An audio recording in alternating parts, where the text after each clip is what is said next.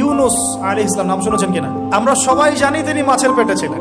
কেন ছিলেন এটা অনেকে জানি না। কেন তিনি আল্লাহ পাক কেন তাকে মাছের পেটে পরীক্ষা করলেন?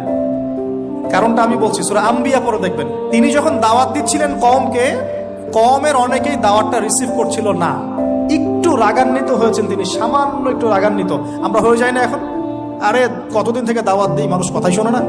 তো ইউনুস আলাইহিস সালাম একটু রাগান্বিত হয়ে ব্যাকওয়ার্ডে এসেছেন। আল্লাহ রাব্বুল আলামিন ধরে ফেলেছেন, তোমাকে তো আমি এই দায়িত্ব দিয়েছি আমার তাওহীদ প্রচার করার জন্য, কবুল কে করলো না দেখার দরকার নাই।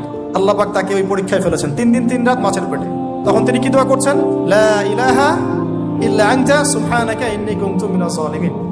আল্লাহ পাক বলছেন সূরা সফফাতের মধ্যে, তিনি যদি এই দোয়াটা না পড়তেন, লা লাবিসা ফি বাতনিহি ইলা ইয়াউমি ইউবআসুন, কিয়ামত পর্যন্ত তিনি মাছের পেটে থাকতেন।